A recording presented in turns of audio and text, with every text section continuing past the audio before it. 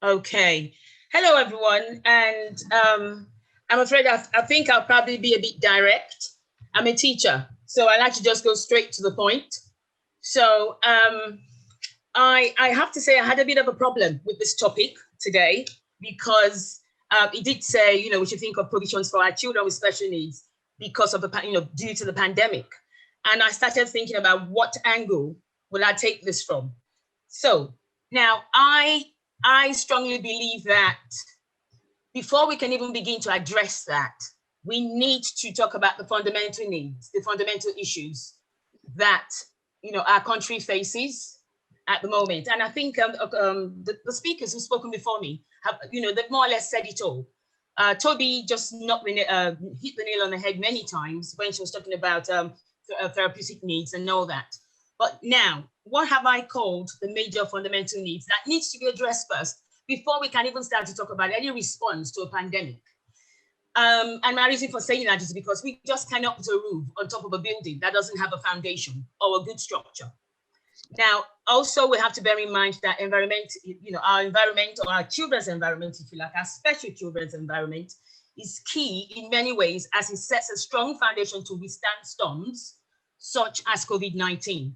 And unfortunately, Nigeria has been struggling to get things right for the average special needs child. And sadly, COVID-19 just adds further, to that picture.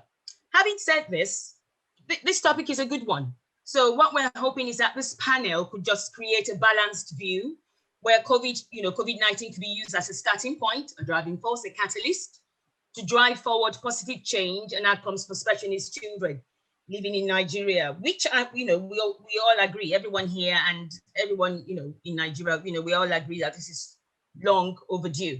So what are these fundamental factors that we're talking about? So, the speakers ahead of me have spoken about some of that. First of all, we need to reach out to all the special needs children all over the country who are actually falling under the radar. I believe that many of us here, if not all of us here today, would actually come from a slightly, maybe higher than others, kind of affluent background where you can afford to send your child to a special school. You have many parents out there in Nigeria who are still keeping their children at home, I'm afraid, because I've done a lot of research on this. Some of them are, it's not the vast majority. And then you've also got those children who are attending the government-run schools, which I have to say is not fit for purpose. So we need to address our children, we need to address the fact that we have lots of children out there who are not in schools. Also, we need to address the holistic needs of our special children. We Nigerians, we are probably the most, should I say, the highest, collectors of degrees. We love our education, and there's nothing wrong with that. But we need to, when we're thinking in terms of our children with special needs, we have to address their holistic needs. They cannot learn. They will not thrive in class if therapies are not in place, if their holistic needs are not met. And what do I mean by this holistic needs? We're talking about, therapeutic, occupational therapy, speech and language therapy, physiotherapy. We need to create jobs in these professions and, university training for these professions as well. Social needs, social services provision.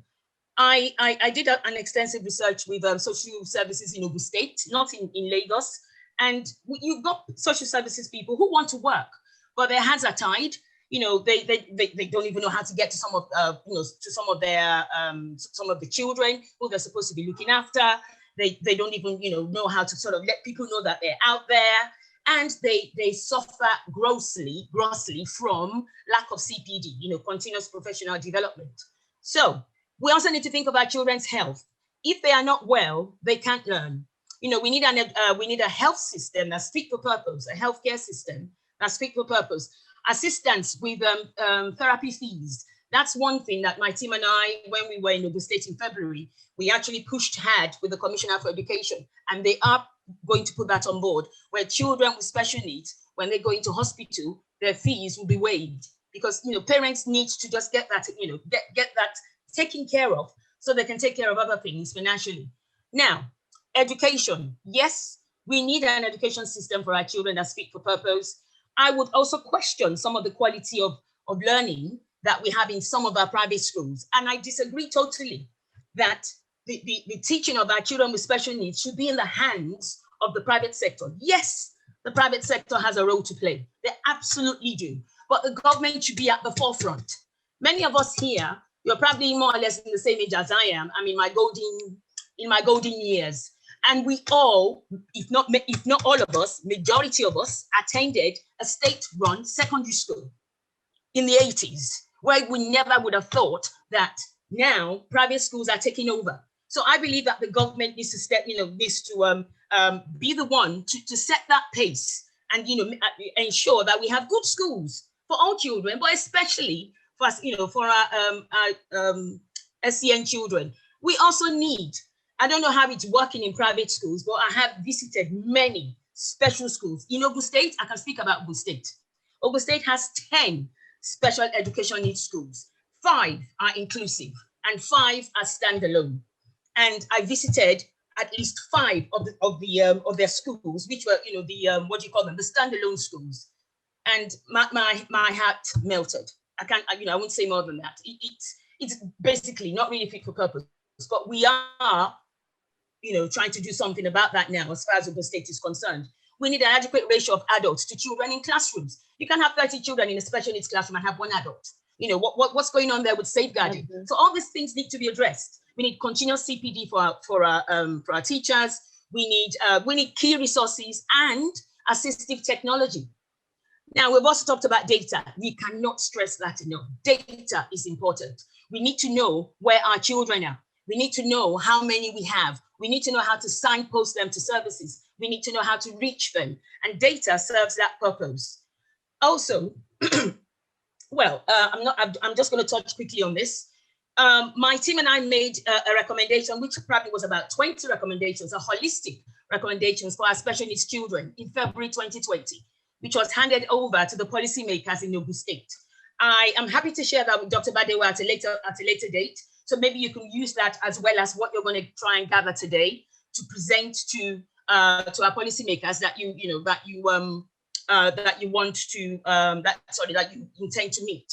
So the reason why I've mentioned this is because you don't just go, I'm not taking part in training now that has no purpose. So we had a policymakers meeting after this, and we now also have an implementation committee that's looking at those recommendations in Ogun State.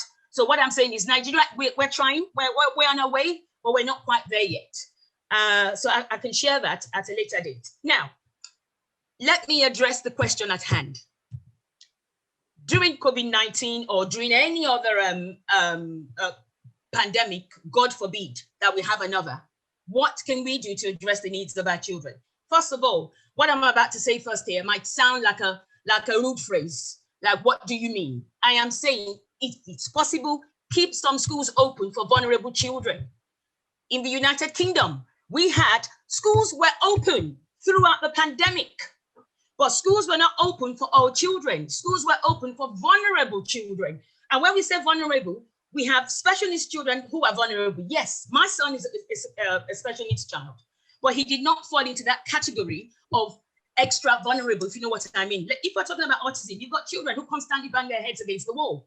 Their parents do not know how to cope with them. They need to be in school where the specialists, where the professionals who look after them.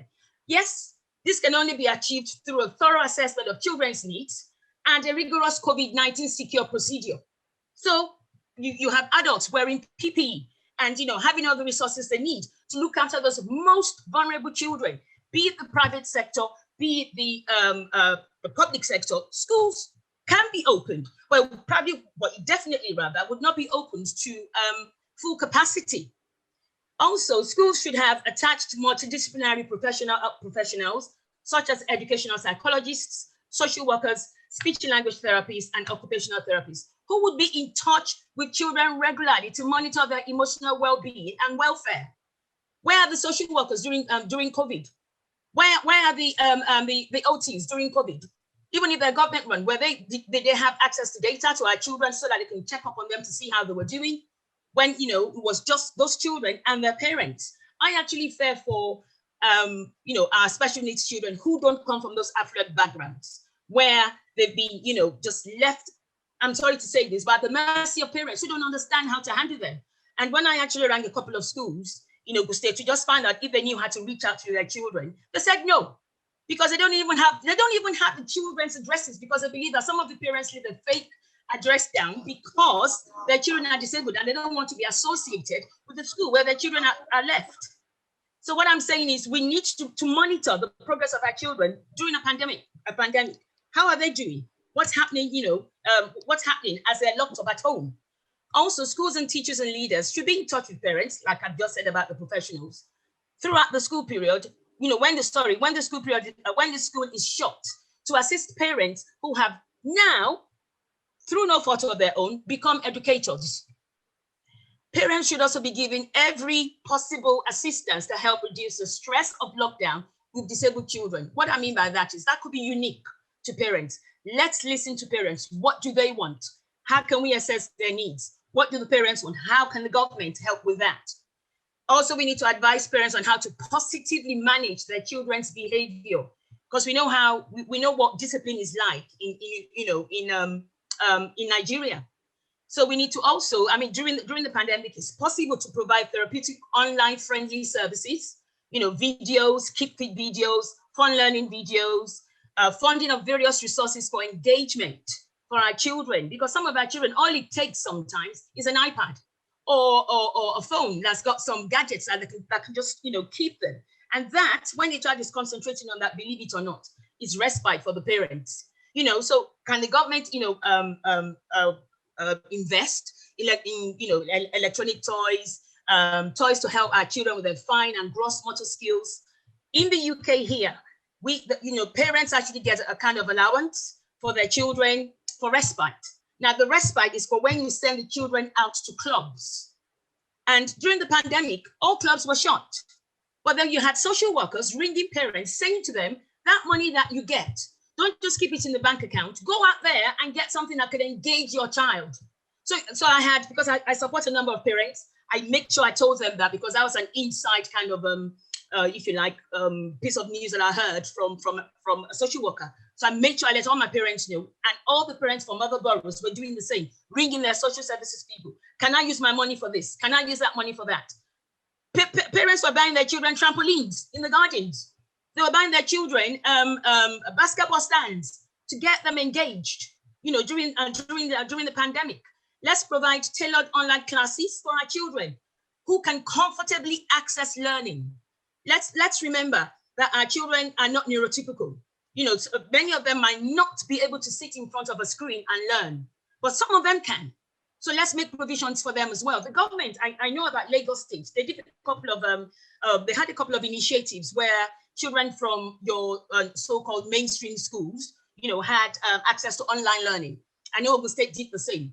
Why didn't they do the same for special needs children? Why wasn't that tailored to their needs? And I've also said here, create a website for home learning and advice, which actually will be created by specialists, addressing it to, addressing parents. This would have also been the best time to get teachers to get teachers and train them, use that as an opportunity for CPD. I still work part-time in a school, and I almost regretted saying to my school that I have a laptop, because I attended all Zoom meetings, because, that's when you had all sorts of training, all sorts of continuous professional development. Why can't we have a dedicated helpline? If feasible, if the government could actually sponsor some special schools to have this. So there's that. And I am also now going to end finally by saying that, as we try and, as a country, as Nigeria tries to, reconstruct and recovers from the pandemic, we can only hope that we as a collective will be a more child-centered world. Will be a more child-centered government, where the quality of our overall decisions reflects the lessons the country has learned from this pandemic. Maybe we will be able to voice the agony that some parents have gone through during this pandemic to the government, so that they can listen to the voice of our parents. And no child, regardless of who they are, no child, regardless of their condition, should be left behind. It's just something that the government needs, really needs to look into. So I leave it there and I stop. Thank you everyone for listening.